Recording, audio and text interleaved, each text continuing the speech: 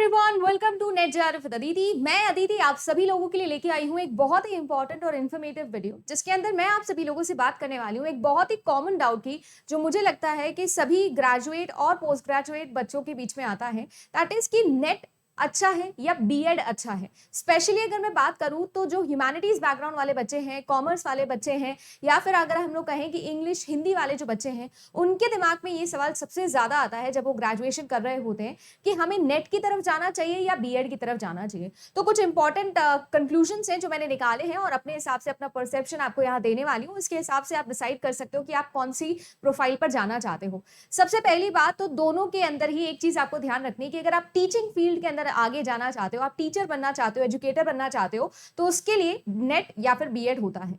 UGC net examination और CSIR net, दो तरीके से आप लोग नेट एग्जामिनेशन दे सकते हो। नेशनल एलिजिबिलिटी टेस्ट इसका नाम होता है, जिसमें आप सभी लोग कॉलेज या यूनिवर्सिटी लेवल पर पढ़ाने के लिए एलिजिबल हो जाते हो। अब उसका पूरा क्या प्रोसीजर है उसको भी डिटेल में डिस्कस करेंगे, बट बीएड की तरफ भी आते हैं और बीएड की फुल फॉर्म की बात करते हैं, जो होता है बैचलर्स इन एजुकेशन।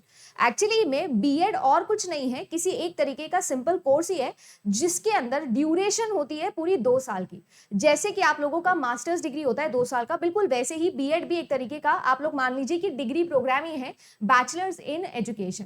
अब अगर मैं बात करूं कि दोनों की मिनिमम एलिजिबिलिटी क्राइटेरिया क्या है कि कब आप लोग नेट दे सकते हो या कब आप लोग बीएड का एग्जाम दे सकते हो, तो आपको ध्यान रखना है कि नेट एग्जाम देने के लिए आपके पास में मिनिमम क्वालिफिकेशन होनी चाहिए आपके पोस्ट ग्रेजुएशन, और वो पोस्ट ग्रेजुएशन जिस सब्जेक्ट में आपने की है उसी में आप लोग जा सकते हो नेट के अंदर। अगर अब आप लोगों ने साइंस स्ट्रीम से, जैसे कि फिजिक्स, केमिस्ट्री, मैथमेटिक्स, इन सभी ब्रांच से किया है आपने पोस्ट ग्रेजुएशन, तो आप लोग सीएसआईआर नेट में जा सकते हैं। और अगर इसके अलावा आपने किसी भी डोमेन से किया है पोस्ट ग्रेजुएशन, तो आप लोग दे सकते हैं यूजीसी नेट एग्जामिनेशन, जो कि इस वक्त एनटीए कंडक्ट करवाता है।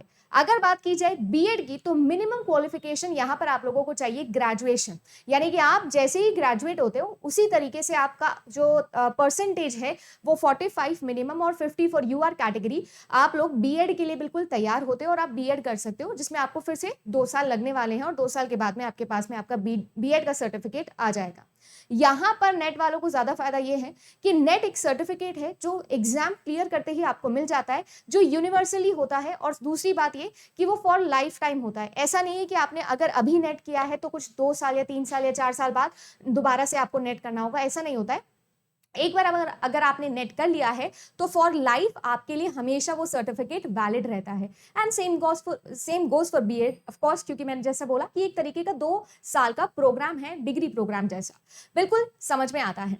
अब अगर मैं बात करूं कि मिनिमम एलिजिबिलिटी के अलावा भी क्या क्या चीजें हैं जो हमें कंसिडर करनी चाहिए, तो मैं आप लोगों को अच्छे से थोड़ा समझाती हूँ कि चीजें यहाँ पर होती क्या है।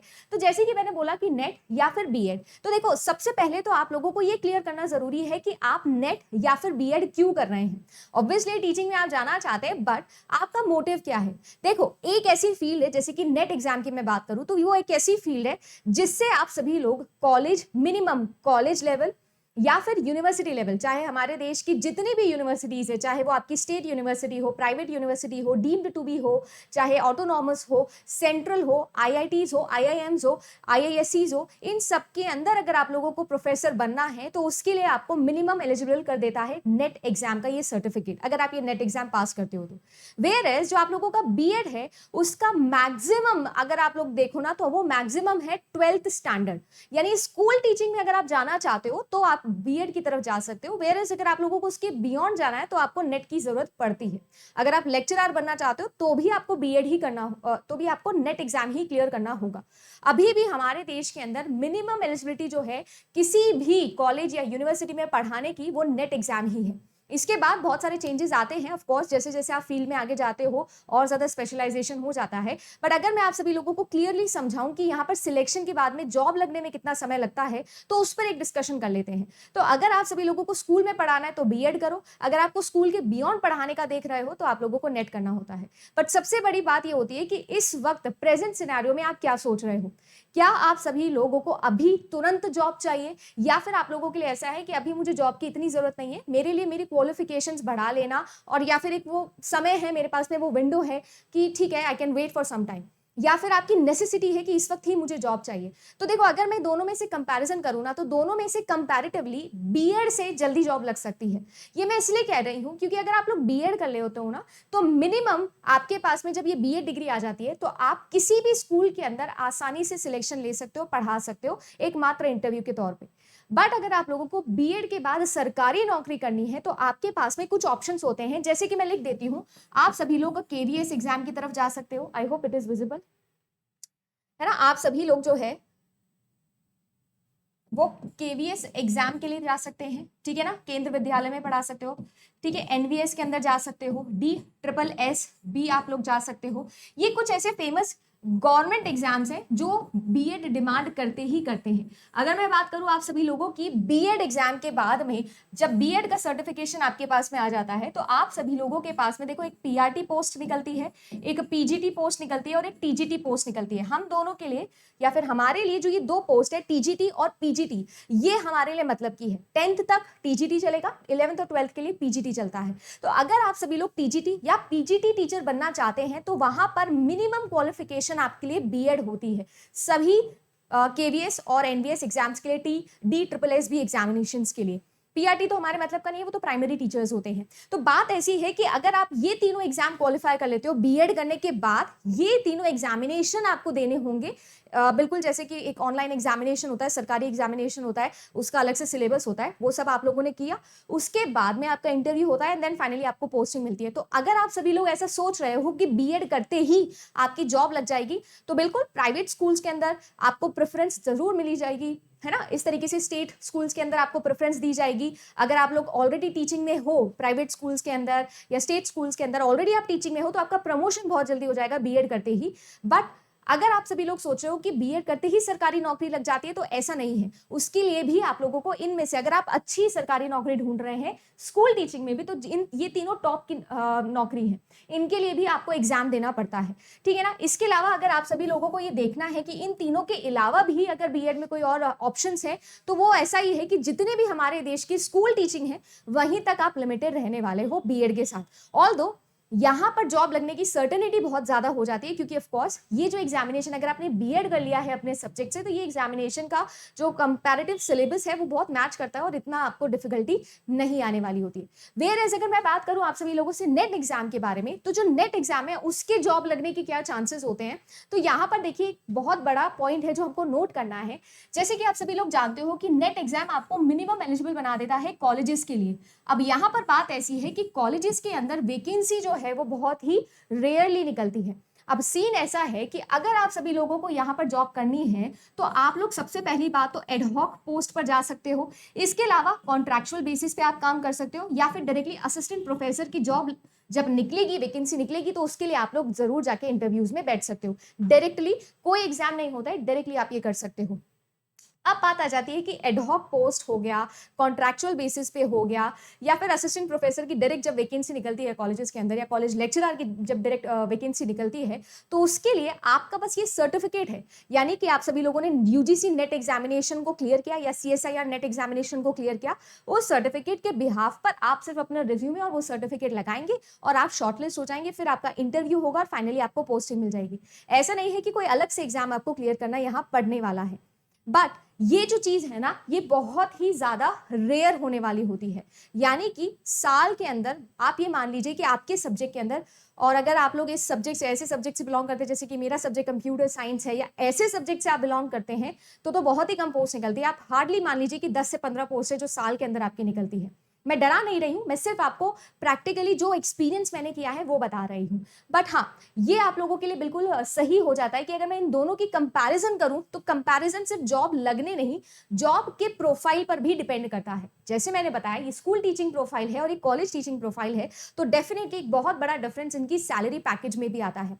अगर मैं बात करूं एक नॉर्मल बीएड टीचर की जो पैसा होता है या जो सैलरी होती है, वो होती है हजार के आसपास। और अगर वो इन जैसे स्कूल्स में या केवीएस, एनवीएस या डी ट्रिपल एस बी के थ्रू जाता है तो इनकी जो सैलरी है वो, अगर मैं टीजीटी पोस्ट की बात करूं तो लगभग 44,000 के आसपास पहुंच जाती है, या 45,000 46,000 के आसपास आपकी सैलरी होती है। वेयर एज अगर आप इन तीनों में से एक लगते हैं या असिस्टेंट प्रोफेसर लगते हैं तो आपकी स्टार्टिंग सैलरी 70,000 प्लस ही होने वाली होती है। और दोनों में अलग अलग अलाउंसेस जो मिलते हैं वो तो ऑफकोर्स होते ही हैं।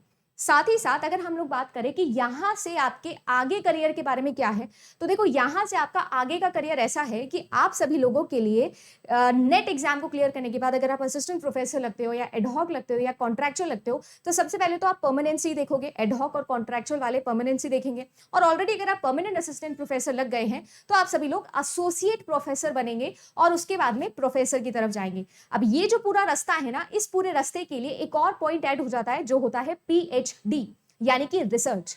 यानी कि एक बहुत बड़ा बेनिफिट जो आपको नेट एग्जाम क्लियर करके मिलता है, जो बीएड करके आपको डेफिनेटली नहीं मिलने वाला है, वो ये है कि अगर आप सभी लोगों को राइटर बनना है, ऑथर बनना है, रिसर्च में आगे जाना है, अगर आप सभी लोगों को डिसर्टेशंस जैसी फील्ड्स में आगे जाना है, तो आप सभी लोगों के लिए बीएड काम नहीं आएगा, नेट एग्जाम ही काम आने वाला है।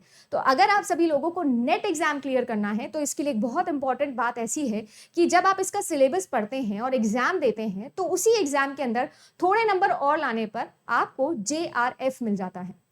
ये जो जेआरएफ है ये एक तरीके से आप मान लीजिए कि आपकी 32,000 रुपए महीने की सैलरी ही है, जो आप सभी लोगों को बीएड के वो 2 साल नहीं मिलने वाली, वेयर एज नेट क्लियर करते ही मिल जाएगी। अगर आप सभी लोगों ने जेआरएफ किया है और जैसे ही पीएचडी में आप लोग एडमिशन ले लेते हो तो ये JRF amount which is junior research fellowship amount आपको एज अ स्टाइपेंड मिलने लगता है और आप अपनी इस पैसे के साथ, स्टाइपेंड के साथ अपनी फ्यूचर स्टडीज को, हायर एजुकेशन को भी कंटिन्यू कर सकते हो और आप अपने मास्टर्स डिग्री के बाद में आराम से पढ़ाई भी कर सकते हो, दैट इज पीएचडी कर सकते हो और साथ ही साथ आपको स्टाइपेंड में मिलता है तो महीने का पैसा भी कमा सकते हो। और यही पीएचडी डिग्री आपको असिस्टेंट प्रोफेसर से एसोसिएट प्रोफेसर या फिर आप सभी को प्रोफेसर बनाने में मदद भी करता है। यानी कि अगर मैं इसके पाथ की बात करूं तो इसका पाथ बिल्कुल फिक्स है और क्लियर है कि ऐसे ऐसे ऐसे ऐसे होता है। बस बात ऐसी है कि वैकेंसीज चाहे वो असिस्टेंट प्रोफेसर की हो चाहे वो पीएचडी की हो वो बहुत ही कम निकलती है। प्लस ये भी आप लोग मान के चलिएगा कि जो जेआरएफ है उनमें भी आना काफी डिफिकल्ट हो जाता है। जैसे अगर मैं अपने सिलेक्शन की बात करूं तो जब हम लोगों ने एग्जाम दिया था 2019 दिसंबर के अंदर तो नेट, जैसे आप सबको पता ही होगा, यूजीसी जब आपका नेट करवाता है, यूजीसी नेट एग्जामिनेशन, उसमें अगर टोटल 100 बच्चे बैठते हैं तो उसका 6% है जो नेट कर पाते हैं। और रिजल्ट अगर हम बात करें जेआरएफ की तो उन 6% में से भी जो टॉप के 6 परसेंटाइल वाले बच्चे होते हैं उनको मिल जाता है जेआरएफ। तो यानी कि यहाँ पर बहुत ही स्पेशलाइज्ड तरीके से आपका सिलेक्शन होता है। हालांकि नंबर्स में इतना ज्यादा डिफरेंस नहीं होता है, बट अगेन एक स्पेशल स्टेटस अगर आपको चाहिए तो ज्यादा नंबर आपको लाने होते हैं। और वही चीज है कि आपको और ज्यादा स्पेशल और ज्यादा कॉन्सेंट्रेटेड तरीके से तैयारी करनी होती है। ऑल्दो अब मैं पिछले 2 या 3 साल से नेट एजुकेशन के अंदर यहाँ पर हूँ, बच्चों से बात करती हूँ। अगर आपके पास में करेक्ट स्ट्रैटेजी है तो आप आराम से 6 महीने के अंदर अंदर नेट जैसे एग्जाम का सिलेबस कवर कर सकते हो और जेआरएफ भी कर सकते हो। तो डेफिनेटली यहाँ पर अगर आपने मास्टर डिग्री के दौरान भी नेट एग्जाम की तैयारी करी तो आप सभी लोग आसानी से नेट निकाल सकते हो। वेयर एज अगर बीएड की बात करूं तो बीएड भी इतना डिफिकल्ट नहीं होता है। बीएड करने के लिए भी आपको एक एंट्रेंस एग्जाम देना होता है, जैसे कि नेट करने के लिए देना होता है, बट नेट करके आपको सर्टिफिकेट मिल जाता है और कोई डिग्री नहीं होती है। बीएड की एक डिग्री भी होती है और वो एंट्रेंस एग्जाम हर स्टेट का अलग अलग हो सकता है, अलग अलग तरीके से जाता है। अब बात वही है कि सरकारी तरीके से अगर आपने गया या सरकारी जगह से आप लोगों ने बीएड की डिग्री करी है तो आपकी मान्यता ज्यादा होगी और अगर प्राइवेट से की है तो इतनी ज्यादा नहीं होती है। अगर मैं बात करूं दोनों के सिलेबस की तो आपका नेट जो है, जो एग्जाम है नेट एग्जाम, उसका जो सिलेबस है उसमें 2 पार्ट होते हैं, एक जनरल पेपर होता है और एक आपका सब्जेक्ट पेपर होता है। दोनों में इंडिविजुअली 10-10 यूनिट्स होती हैं और काफी डीप और वास्ट आप लोगों का ये पूरा का पूरा सिलेबस होता है, जिसमें आपका ग्रेजुएशन और पोस्ट ग्रेजुएशन दोनों का ही सिलेबस आपका सब्जेक्ट वाला आता है। इसके अलावा भी बहुत सारी नई चीजें हैं जो आपको यहाँ पढ़नी होगी, जैसे कि रिसर्च एप्टीट्यूड, जैसे कि आईसीटी, जैसे कि हायर एजुकेशन, जैसे कि पीपल डेवलपमेंट एनवायरनमेंट, जैसे बड़े बड़े यूनिट्स आपको पढ़ने होते हैं। वेयर एज अगर मैं आप सभी लोगों से बात करूं बीएड के एग्जाम की, यानी कि बीएड एंट्रेंस टेस्ट अगर आप लोग देना चाहते हैं तो उसके सिलेबस के अंदर सबसे पहली बात तो आपको जनरल अवेयरनेस पूछा जाता है, जनरल एप्टीट्यूड क्वांट आपसे पूछा जाता है, लॉजिकल रीजनिंग आपके एग्जाम में आती है और साथ ही साथ आपका सब्जेक्ट नॉलेज भी यहाँ पर आता है। अगर दोनों के ही एंट्रेंस एग्जाम की या दोनों एग्जाम की बीएड एंट्रेंस एग्जाम और नेट एग्जाम को मैं कंपेयर करूं तो नेट एग्जाम बहुत ही ज्यादा डिफिकल्ट होने वाला है कंपैरेटिवली इस बीएड एंट्रेंस एग्जाम के। यानी अगर आप लोगों ने इस एग्जाम का तैयारी भी की है तो ये एग्जाम आपको इतना डिफिकल्ट नहीं लगेगा। बट अगेन जैसे मैंने कहा प्रोफाइल भी डिफरेंट है तो ऑफ कोर्स उसी के अकॉर्डिंग एग्जाम भी होगा। स्कूल और कॉलेज दोनों में डेफिनेटली डिफरेंस तो होने वाला है। एक ग्रेजुएशन मांग रहा है, एक पोस्ट ग्रेजुएशन मांग रहा है, तो ये लेवल ऑफ एग्जामिनेशन तो आप लोग समझ ही सकते हो कि डिफरेंट होगा। बट अगर मैं बात करूं तो बीएड एक बहुत अच्छा ऑप्शन है उन बच्चों के लिए, जैसा मैंने स्टार्टिंग में भी मेंशन किया था, जिनका नॉन टेक्निकल सब्जेक्ट है, जैसे कि आर्ट्स हो गया, ह्यूमैनिटीज जिसको हम लोग बोलते हैं, कॉमर्स हो गया है ना, इंग्लिश, हिंदी हो गया, साइकोलॉजी जैसे सब्जेक्ट्स हो गए, यानी ह्यूमैनिटीज पूरा बैकग्राउंड वाला सब्जेक्ट हो गया, इनके लिए एक बहुत अच्छा ऑप्शन होता है। और नेट और बीएड ये आप लोग बिल्कुल साथ में भी कर सकते हो, तो आपको एक बहुत बड़ा एज ये मिल जाएगा कि जॉब सिक्योरिटी भी है, कि आप लोगों के पास में जॉब सिक्योरिटी और साथ में आप लोग नेट एग्जाम की भी तैयारी कर रहे हो। तो एक step by step procedure follow कर सकते हो कि स्कूल टीचिंग में जा सकते हो, या अगर आप लोग इन जैसी वैकेंसीज को क्रैक कर लेते हो तो एक बहुत बड़ा चांस ये है कि आराम से 45-46 हज़ार रुपए महीना आप कमा रहे हैं, and then you are continuing your process for NET examination और कॉलेज लेक्चर और समथिंग लाइक दैट। इसके अलावा भी जब आप लोगों के स्टेट के अंदर अगर आप टीचिंग ही फील्ड में जाना चाहते हो तो आप लोगों के एग्जाम के लिए आप लोगों के स्टेट के अंदर सेट एग्जामिनेशन निकलता है, स्टेट एलिजिबिलिटी टेस्ट, जो कि नेट का ही छोटा भाई आप लोग मान लीजिए, या फिर आप लोगों के स्टेट के अंदर अलग से जो आप लोगों की कमीशन हैं, जैसे कि मैं राजस्थान से हूं तो आरपीएससी अलग से कॉलेज लेक्चरर की वैकेंसीज निकालता है, उनके लिए भी आपका जो मिनिमम क्वालिफिकेशन है वो आप सभी लोगों के लिए नेट ही रहेगा। तो यहाँ पर आप लोगों को नेट एग्जाम का एक और बेनिफिट मिल जाता है।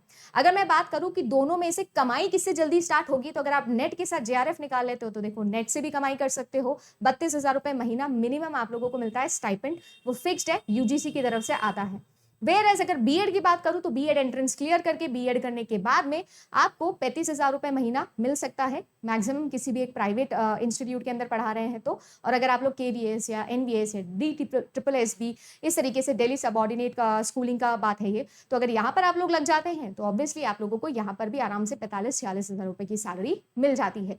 दोनों के अंदर ही जो डिफरेंस है वो मैंने क्लियर आउट करने की कोशिश की। इससे पहले बहुत सारे वीडियोस हैं जो मैंने देखे हैं नेट वर्सेस बीएड के, और बहुत सारी अलग अलग चीजें भी आपके सामने आई होंगी। मैंने ये कोशिश की है कि मैं क्लियर पाथ बता सकूं आप सभी बच्चों को कि एक्चुअली में होगा क्या। देखो, कहना आसान है कि बीएड के बाद जॉब जल्दी निकल जाती है या ऐसा हो जाता है या नेट के बाद ऐसा हो जाता है, बट मुझे ऐसा लगता है कि पहले से सोच के चलो कि अगले 2-3 साल के अंदर आपको क्या क्या करना होगा अगर आप लोग इन एग्जाम की तैयारी कर रहे हो तो कोशिश मैंने करी है कि मैं एक पाथ वे आप लोगों को बता सकूं कि क्या पाथ होता है क्लियर करने का। जैसा मैंने कहा, अगर आप लोगों का नॉन टेक सब्जेक्ट है, जैसे मैं कंप्यूटर साइंस की हूं तो कंप्यूटर साइंस के अंदर बीएड होता ही नहीं है, तो मैं कुछ नहीं कह सकती हूं इसके अंदर। मेरे लिए तो ऑप्शन क्या है कि मैं स्कूल टीचिंग के लिए अगर मुझे जाना है तो भी हमको बीएड रिक्वायर्ड नहीं होता। जैसे कि अभी एनवीएस की वैकेंसी निकली थी, केवीएस की भी निकलने वाली है और बम्पर वैकेंसी निकलने वाली है, तो आप ये मान के चलिएगा कि वहां पर अगर आप पीजीटी या टीजीटी कंप्यूटर साइंस में जाना चाहते हैं तो BEd will not be required, आपको आपका मास्टर डिग्री ही रिक्वायर्ड होगा, ठीक है ना। तो इसके लिए आप लोगों के पास में अगर आपका सब्जेक्ट नॉन टेक है, कॉमर्स है, ह्यूमैनिटीज है, इंग्लिश, हिंदी, इस तरीके के सब्जेक्ट्स हैं, so BEd is a very good option. आप जरूर उसको नेट की तैयारी के साथ ही करिए। ऐसा मैं इसलिए भी बोल रही हूँ क्योंकि पिछले 2 साल से जो एनटीए का ढर्रा रहा है नेट एग्जाम करवाने का, कोविड आया था दैट इज ओके, बट फिर भी उसके बाद भी जो सिनेरियो रहा है, मुझे ऐसा लगता है कि एक ऑप्शन क्रिएट करने में कोई बुराई नहीं है। और बिल्कुल आपका जो सिलेबस है वो मिलता जुलता ही है, यानी कि आप अपने सब्जेक्ट के ही आसपास पहुंचोगे। बीएड में इतना सब्जेक्ट पढ़ोगे, नेट में इतना सारा सब्जेक्ट पढ़ लोगे, तो कंपैरेटिवली आपका जो ग्राफ है वो इन एंड आउट ही बनने वाला है। एक और चीज मैं यहाँ पर मेंशन करना चाहूंगी यूजीसी नेट एस्पिरेंट्स के लिए, कि अगर आप सभी लोग यूजीसी नेट एग्जाम की प्रिपरेशन कर रहे हो ना, तो आप लोगों को ये चीज ध्यान रखनी है कि नेट जो है ना, it is mother of all syllabuses. ये लाइन मैंने 2 साल पहले भी बोली थी आप लोगों को, और आज भी मैं इस पे कायम हूँ। नेट का सिलेबस एक ऐसा सिलेबस है जो आपके सब्जेक्ट डोमेन का सबसे बड़ा सिलेबस होता है, गेट से भी बड़ा। हाँ, शायद डीप थोड़ा कम होता है गेट से, बट बड़ा डेफिनेटली होता है, ज्यादा चीजें नेट में आती है।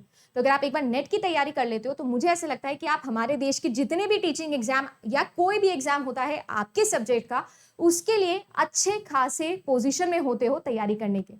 तो बस इतना ही मुझे कहना था। इसके अलावा भी अगर कोई पॉइंट मैंने मिस कर दिया हो या कुछ आप लोगों को लगता है कि मैम ये भी क्लियर कर दीजिए, वैसे तो मैंने सारे नोट कर लिए थे पॉइंट, फिर भी लगता है कि कुछ मिस आउट हो गया है तो जरूर कमेंट सेक्शन में बताइएगा। और अगर आप चाहते हैं कि मैं इसका पार्ट 2 बताऊं, यानी कि और ज्यादा क्लासिफाइड डिफरेंस अगर आप चाहते हैं मुझसे, तो उसके बारे में भी कमेंट सेक्शन में बताइएगा।